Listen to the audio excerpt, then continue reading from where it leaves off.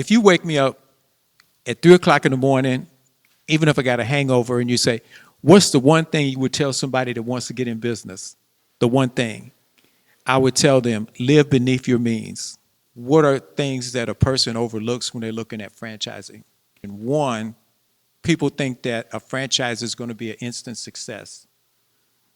That's not a guarantee. There's got to be some blue collar work ethic. It's probably going to be a lot of work. Two is to investigate the franchisor. Because say you got a company like McDonald's, 60 years old. Assets are in the billions. They're strong. They have the support system. So if it's a new idea, and there's nothing wrong with accepting the challenge and taking a new idea, is does it have the support system? Money don't grow on trees, but I still believe I can achieve. Cause cash rules everything around me, around me, around me, around me. Money don't grow on trees, but I still believe I can achieve. Cause cash rules everything around me, around me, around me, around me. Money don't grow on trees, but I still believe that I can achieve. Cause cash rules everything around me, around me, around me, around me. So welcome to another episode of the Black Money Tree Podcast. We're live at the 2025 Texas Black Expo Summer Celebration, and we have an awesome guest, a man who I've admired for many years, doing some major things, has over 25 McDonald's locations. He has a building named after him on Purdue's campus, and he told me last night, don't forget Fisk. He has a building named after him on Fisk campus as well, doing some amazing things, and we're going to see what we can do to learn what are some of the keys to his success in business. So, Roland Parrish, thank you for joining us on the Black Money Tree Podcast. Brother Jerome Love, thank you very much for having me. Thank you to the audience for coming out today. And we had a dynamic lunch, so we hope to not let you down. Awesome. So tell me, growing up, did you think of becoming an entrepreneur? Did you dream of being an entrepreneur? And tell us about your growing up and how you got to where you are today. I grew up in Gary, Indiana, home of the Jackson 5. In fact, only about 5 blocks from the Jackson. They were on 25th in Jackson. I was on 15th in Jackson. But I really thought I was going to end up being a math teacher, a high school coach of track and field. That's what I thought was going to be my calling. And it was really during about my junior year in high school, but also in junior high school, when people start talking about scholarships, that you could get athletic and academic scholarships. And so it began to broaden because in my hometown, basically, you either worked in the steel mills or you went to service if you were a young African American. And those were your two ways out. So my life began to change in junior high school. We integrated a school. Then by the time I got to high school, it was trying to focus on an athletic and or academic scholarship. And then I felt that was going to lead me to either engineering or business. Yeah. So how did you get into business where you are now and specifically franchising? Tell us your path there. All right, so I started with Exxon once I graduated from school. I did an intern with Exxon between my junior and senior year. And so I started with Exxon, worked in distribution and engineering. I always had that business engineering type degree and specialty. And I just saw it was a glass ceiling. Some people can make it in corporate America. Some African-American brothers and sisters can do very well in corporate America. I wasn't as smooth. And I just felt there had to be a better way. So I actually started studying for CPA. And I said that I could start a CPA practice. I had 2 individuals I went to school with right here in Houston who had their own CPA practice. And so I felt I could work for them part-time, pass the CPA exam, and work for Exxon, like work for them at night and on the weekends because I had a family to feed. And what happened was I happened to fill out an application for McDonald's, an 8-page application, and I was rejected. And so being a pretty good athlete and consider myself a winner, I called for 8 weeks, Monday, Wednesday, Friday at 10 a.m. to talk to the person that rejected me. And when she finally came to the phone, I gave the best elevator speech I ever gave. And I wasn't in the program, but she began to give me the green light to get in the 2-year program that I worked free for 2 years at a McDonald's 1960 and 45 up in North Houston to get into McDonald's and become a franchisee. What year was that? I was rejected in 1986, Okay. and I got accepted in the program at the end of 86 and at the beginning of 87. Worked for 2 years from 87 to 89, and then was given an opportunity to move to Dallas and open a restaurant. Yeah. So the landscape of franchising, particularly with McDonald's, from my understanding, is totally different now. Are there opportunities still with McDonald's? Yeah, there are opportunities. One thing you got to realize is a franchise is not a guarantee for success. I have seen McDonald's fail. I have seen other franchises and franchisees fail. And there's a phrase in the contract in the franchise agreement called full-time best effort. So especially in McDonald's, if you're going to be a McDonald's franchisee, you can't buy it so somebody else can run it. You've got to quit your job. You may have to move, but you got to give full-time best effort. In other words, it's a 24-hour job. I had relatives who retired and wanted to talk to me about McDonald's or 7-Eleven. And I said, why do you want to retire and then work again? So it's really a life. You're dedicating your life to that restaurant. What would be the recourse if McDonald's says you're not giving your best effort, or someone else is running it? What can they do? They can take it back? I always say this.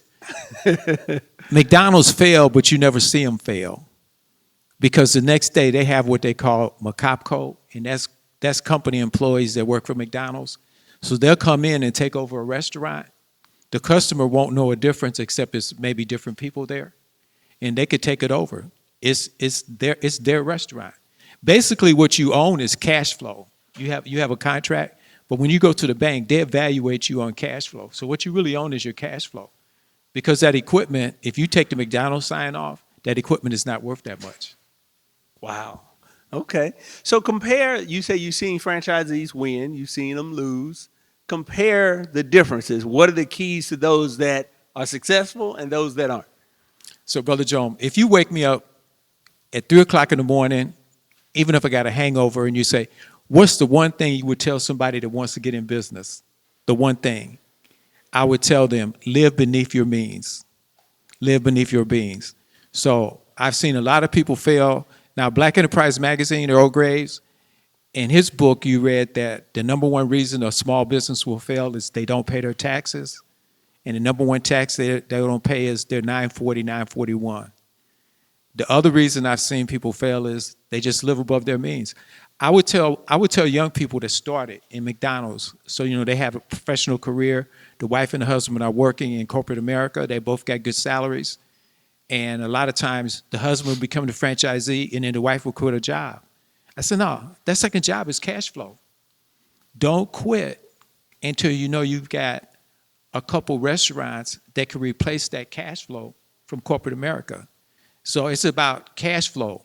And you got to really understand the difference between accounting and finance. Accounting is accrual accounting, and finance is about cash flow. So staying in business is about cash flow, which we just heard at lunchtime, living beneath your means, so that whatever your revenue is, you're living beneath that. Yeah. So I'm an entrepreneur, been an entrepreneur for quite a while, and I have a tendency of kind of creating stuff and like kind of proverbially jumping out the airplane and then building a parachute on the way down.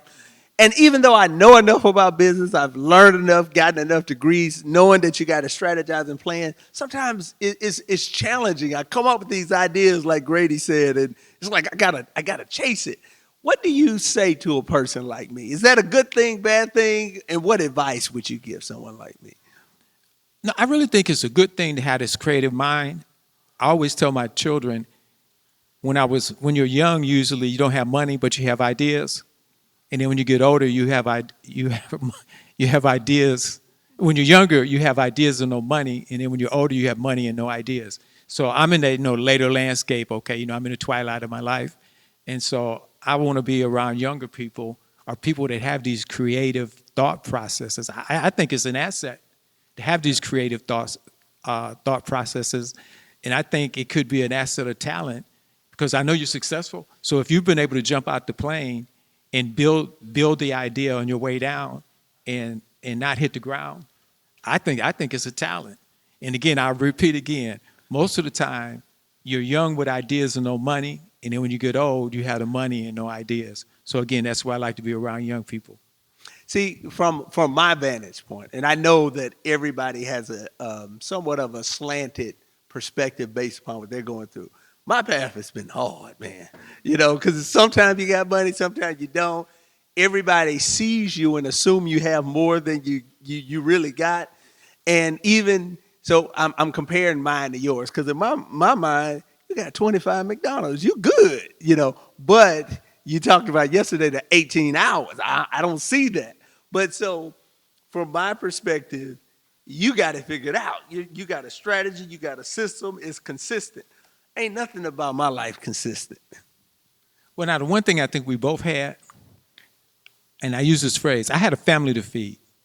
So I had to really think about that. Whatever I did, I had a family to feed, Bud Davis. I had a family to feed. So when I talked about being a CPA, I was taking prep classes, the Becker to prep to take the CPA, and then to take the CPA exam. But I said I would work for Exxon, work for free for one of my two friends who had their own CPA practices at night and on the weekend, because I knew I had to have money coming in, cash flow. And the other thing is the key we didn't talk about is savings. So I got in the savings program at Exxon as soon as I could to save money that I eventually bought the McDonald's franchise. So living beneath your means and learning how to save is two very, very important integral things you have to do in young people. And I'm going to tell you, I learned savings from my father. He would put 70 cents a week out on Sunday morning, 2 quarters and 2 dimes. A quarter was for church, a dime was for Sunday school, a quarter went to piggy bank that he controlled, and I had 10 cents.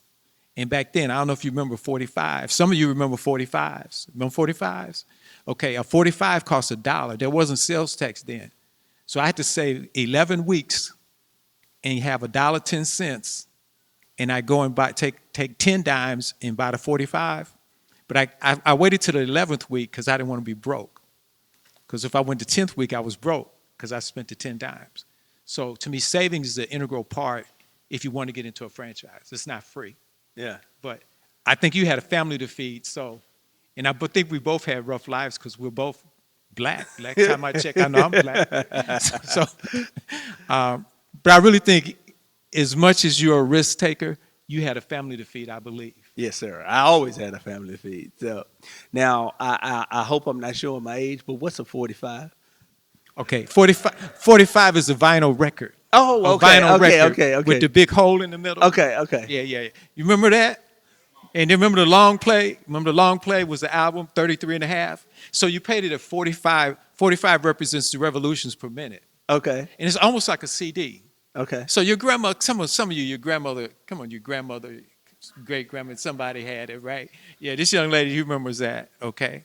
So, and it's some good sound, man. It's some good sound. In fact, that's where they get scratching from the records. Okay. Yeah, that's where they got scratching from. Yeah, okay.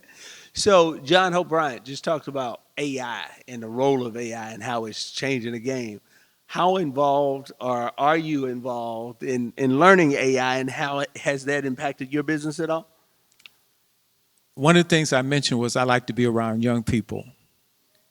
And really a lot of the things I related to Mr. Bryant's discussion today was things that I've seen. When I talk to young people, and I see we got some young people over there, I always say pay attention to trends. Pay attention to things that change. I got a slide when I go to colleges where I talk about Montgomery Ward's and Sears, and those are brands that have faded. Montgomery Ward's was our Amazon. Sears was our Amazon. They're not with us. Pontiac was a great brand with General Motors. They're gone. Oldsmobile, they're gone. Then I show another slide that has like the Amazons and the Netflix and the new. But at the bottom, I have Chase Bank on the old slide, and I have J.P. Morgan Chase because they merged. And so money, we talked about things a little bit beneath your means, learn how to save, learn about cash flow. Money and banking is the is the foundation to me of business.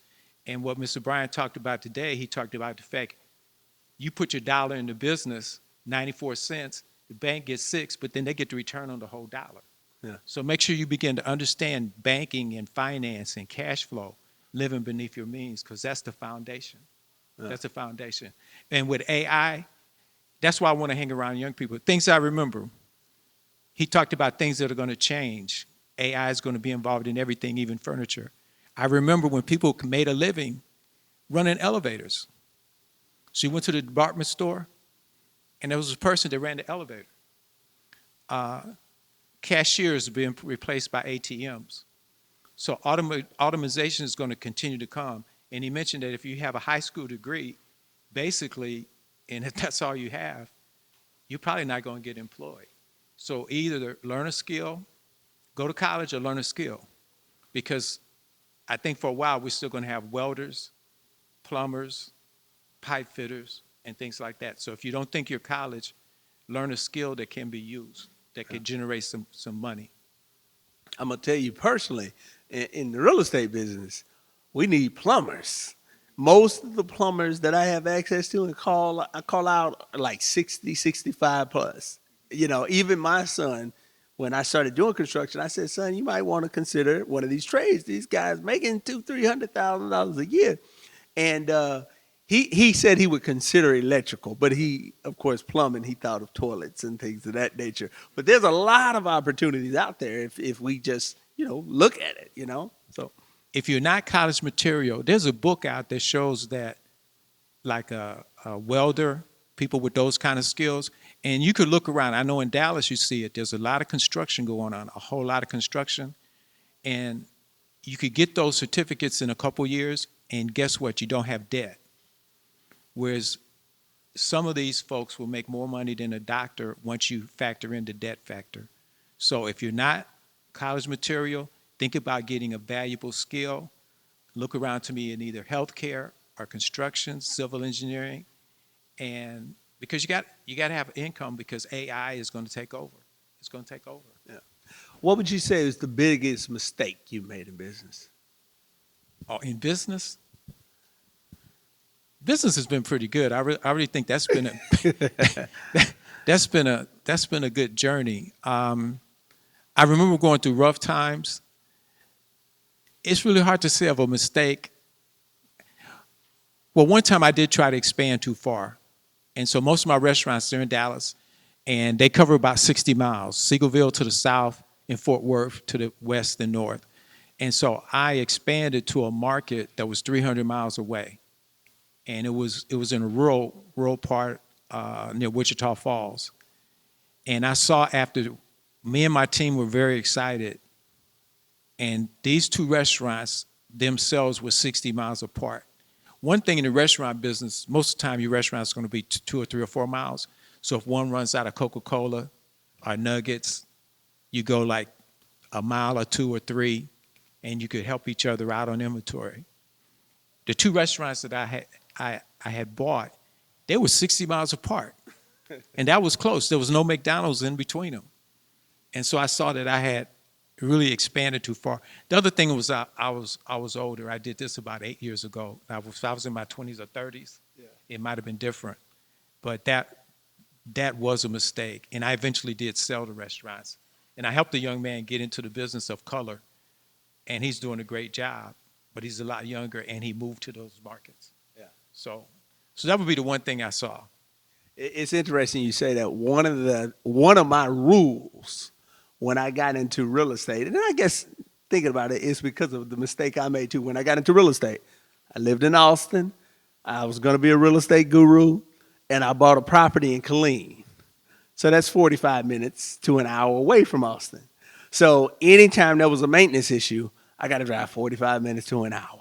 And then at that point, I didn't really understand as much about construction. So things like just changing doorknobs or light switches, I didn't know anything about it. So now I'm just relying upon these people that I'm finding and hoping that they knew what they were doing. Long and short, when I bought my first house, I think I was 22. By the time I was about 26, 27, I had about 12. By the time I was about 28, I had about 8 foreclosures. Then I came back around and started learning the game and doing it what I'm doing now. But my number one rule was I'm not buying anything that take me more than 15 minutes to get to. Because one, I know that any business is going to be challenging. Any business is going to be hard. And I knew real estate was going to be hard, but I was convinced that it was a way of building wealth. So I say I'm not going to add any additional barriers, because if I got to drive 30 minutes, that's going to be another barrier that's going to make me just say I'm tired of doing this, you know? So that was one of the rules that I had starting in business, specifically in real estate. When I restarted, because I started and then lost it all, but when I restarted, that's what I learned. So. Thanks for having that perseverance that you restarted. Thank you. That's something the key in business. Yeah. It's like 2/3 of businesses, small businesses, fail in the first year, and that's general. So I know for black people, it's probably higher. Then another half fail after year 2, 3, and 5. Another half fail. So if there's anybody in here that's been in business about 5 years, it's like I give you a standing ovation, because you beat the odds. You beat the odds. And another point I just want to bring up: Black Enterprise Magazine, which was big when I was coming up. You read Black Enterprise Magazine every month. You look for it. You want to make the BE 100. You want to make the BE 100. Is Earl Graves, the founder, said, you don't get in business to get rich. You get in business to pay the mortgage and put the kids through school. If you get rich, more power to you, but you get in business not to get rich. You get in business to pay the mortgage and put the kids through school. Awesome. Now, since this is a special episode of the Black Money Tree podcast, and we do have a live audience, I did want to take a moment to see if we had any questions from our audience for Mr. Roland Parrish. Brother's doing some big things, and we love to hear from you. Any questions? Go ahead, James. So the question was, how's the nonprofit going? And I'm going to separate the two, and how is my real estate side going? So we have a foundation, and one of the things that I do is, and you guys can see I'm a senior citizen, and I'm talking to the young people now. I just can't get up and talk about Martin Luther King, Malcolm X, and Rosa Parks. So I've read books by Jay-Z and Ermias Ertegun, and if you don't know him, and these guys may be even too old for some young people in high school. Ermias Ertegun is Nipsey Hussle in his book, The Marathon. And one of the things he talks about, when you get in business, this is a marathon, it's not a sprint. That's where you get the name. And then you read about all the things he did in the community, which brings you back to charity. Brother Davis. Nipsey Hussle also talks about understand the economic engine. So in the business model, understand the economic engine. What is driving the business? Where does the money come from? I talk to so many young people that figure, I'm going to get a 501c3. I'm going to have a nonprofit. And I said, well, where's the money coming from? Just because you have a nonprofit means it's not going to be taxed. But where's the money going to come from? So my economic engine is the McDonald's restaurants. We really have one fundraiser, but we raise about $30,000 with the fundraiser, but we give away $200,000 in scholarships every year, mostly to Texas students. Where's the money come from? It doesn't come from donations. We don't have grant writers. The money comes from the economic engine, which is the McDonald's restaurants. Then what I'm learning on the real estate side, which I have a company called Parish Properties. Remember, if you were in the previous lunch and they were talking about transferring of wealth, your kids don't want the business. They want the money. I worked with a guy when I was at Exxon. He was a white guy from New York, and we both started. He had an MBA from Chicago, University of Chicago. I had an MBA from Purdue. And he was like, what does your dad do for a living? My father worked in the steel mill. Michael Jackson's father worked in the same steel mill, U.S. Steel. We didn't know each other. I said, what does your dad do? Oh, he has a landscape company. I'm like, why are you here? Your dad has a business? If my dad had a business, he talked about buying a service station. I was going to work for free for him. On the way home from school, I was going to stop in every day and just work, just to help out, because it's like my daddy had a business. He said, and this stuck with me, he says, my daddy worked too hard. I've heard my children say, they saw those 18-hour days. Daddy worked too hard. So we evolved into real estate. So what I did, I got a son and a daughter. The daughter wanted to get an MBA. And I said, okay, in Dallas, the school of choice, if you want to be with the group, the think tank, the people that really run the city, they graduate from SMU, Southern Methodist University. So it's like, okay, you get your MBA from SMU with an emphasis in real estate. Then my son, who's a little bit older, not going to go back to school, wasn't a great student, graduated in 4 years, radio, TV, film. It's like, okay, son, I just want you to take some specialty classes so you understand the jargon of real estate. So one got a 2-year degree, MBA, in real estate emphasis. The other one took some classes to get certified in real estate. And so now, remember I said ideas, when you get older, you don't have the ideas, but you have the money. So Dad's got the economic engine. They've got youth. And the daughter, because she worked for CBRE, which is Caldwell Banker's real estate arm, she worked for them and began to build her network.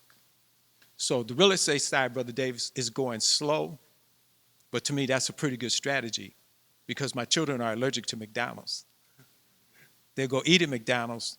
Each of them worked 5 years, one from 10 years old to 15, one from 15 to 20, but they had enough. And again, like Brother Brian said, the transfer of wealth, people want the money. They typically don't want the business.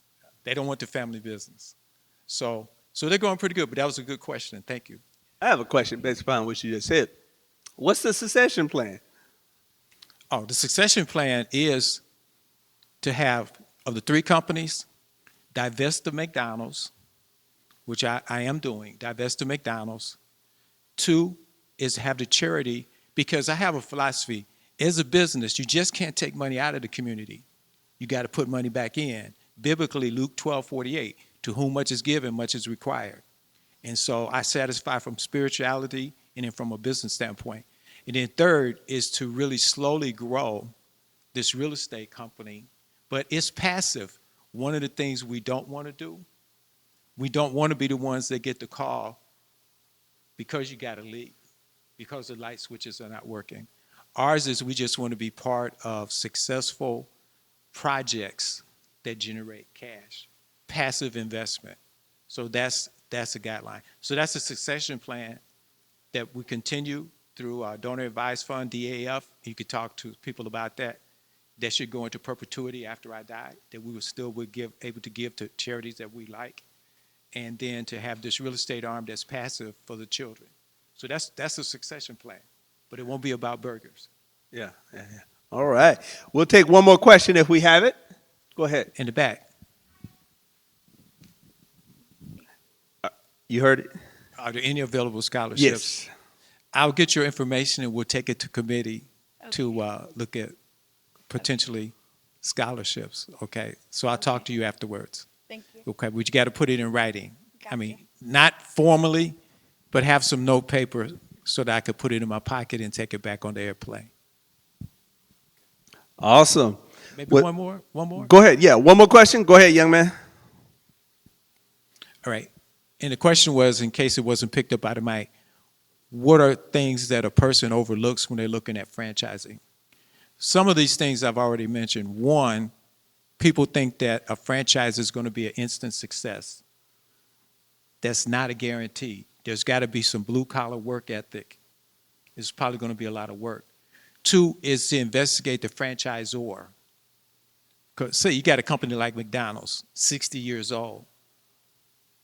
Assets are in the billions. They're strong. They have the support system. So if it's a new idea, and there's nothing wrong with accepting the challenge and taking a new idea, is does it have the support system? Because you're going to give them a piece of your profitability, probably somewhere between as low as 2 or 3%, but it could be as much as 6 to 8%. And are you going to get a return? Are they going to support you? Are they going to help with a build out? They're going to have a marketing plan. What is that franchisor going to have if they're new? There's a lady, her name is Tarji Carter, and so she's an African-American female. She has access to multi-brands, probably over 1,000 brands that franchise, everything from restaurants to oil changes to you name it. And so she's out of Atlanta. If you see me afterwards, I'll give you her number. And she has these franchise, I'm going to say meetings, where she brings multiple franchise in. And there's franchise, like, I think it's Yum Brands. They have like Kentucky Fried Chicken, and they have a couple other like name brands. So she'll bring the big boys, but there's about 3 companies that have multi-brands and not only in restaurants. So I would say fully investigate and realize that you're going to have to roll up your sleeves, and it's not going to be part-time. It's going to be your full-time job if you want it to be successful. Live beneath your means and see if you can grow into multiple locations. Then you got to make sure you find the right people that you can trust, that they're going to run your restaurants or whatever the business is properly, so that you can have another life where you could at least go home and get some sleep and come back to work. So again, franchising is not the answer for everybody. It's been a great journey for me, but it's been a lot of hard work. But thank you very much for the question. I do want to thank everybody for coming out today. We had an awesome lunch, had an awesome speaker. So I just said to myself, I'll be myself. I usually have short answers, but I do have a story to tell. And one thing I'm very proud of. So for the last 6 years, the Dallas Business Journal has rated my company the #1 black-owned business in North Texas. For 6 years, like Michael Jordan, 6 years. So I'm very proud of that. And it started with a reject letter. So thank you, Brother Jerome. Thank you so much. Let's give it up for Roland Parrish.